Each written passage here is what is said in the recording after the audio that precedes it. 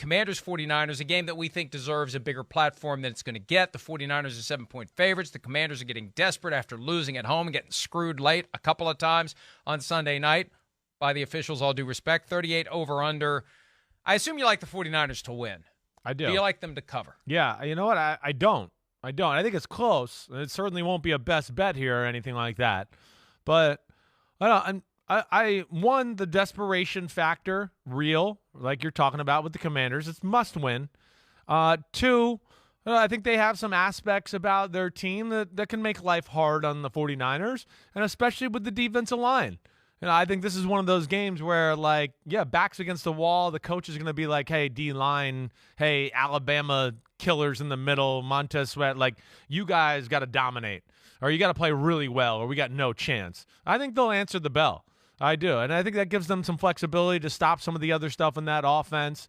This 49ers O-line and run game has gotten legit, so they better be on their P's and Q's if they want to get this one going. And the Niners defense, we know how special it is, but I think Washington runs the ball well enough and has enough of a creative pass game to where I think they'll put a few drives together here in this one.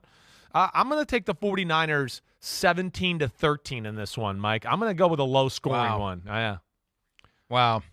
You've got me doubting what I've already picked, but I don't want to do that because don't listen to me. First instincts have worked more often than not. 24-10 49ers. I just feel like they are ascending to that status of dominant team. Yeah. Plays well, plays hard. The only concern is, and Nick Bosa talked about it this week, they're never going to turn it off. They're going to go out there on the field, and they're going to try to kick your ass on every play. The problem is sometimes they get their own ass kicked because they play so hard, and they play with that reckless abandon, no hesitation, as you say that they say within the building, no hesitation. That's the concern. Will they get guys injured before the postseason? But they're going to continue to try to grab that brass ring. They're still eligible for the number 1 overall seed.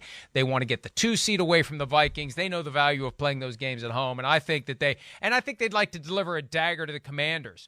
Just so they understand, you don't have if you would come back here at some point in the postseason, you got no chance. Yeah, I that whole whatever Ron Rivera was trying to do with Taylor Heineke, whether it was inadvertent, whether it was intentional, I think his faith is going to be a little shaken. I think he's starting to feel the hook is coming out his way.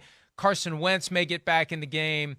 I don't think that's going to help. I think the 49ers are going to win this one by a couple of touchdowns, 24-10. That's the 4:05 p.m. Eastern game. Go ahead. You're not crazy with it. In full transparency, Mike, the first score I wrote down in the game was 23-13. Then I made it 23-16. Then I went 20-16. And then I went 17-13. So I was all over the place with this one. I guess I'm playing more the angle of desperation and the 49ers taking a big breath of we won the West, we look good in Seattle, and then maybe just slightly falling asleep at the wheel here. Clearly the better team to everything you're saying. I'm just going with that little human element of falling asleep at the wheel here. I just think those badass roughnecks on their team can't turn it off. Yeah, I hear you. Thanks for watching, homies. Hit subscribe to see all my unbuttoned videos. You get to see me, Ahmed Fareed, all the big player breakdowns, game breakdowns, player interviews, and my film analysis. So please subscribe. Chris Simms Unbuttoned. Peace out.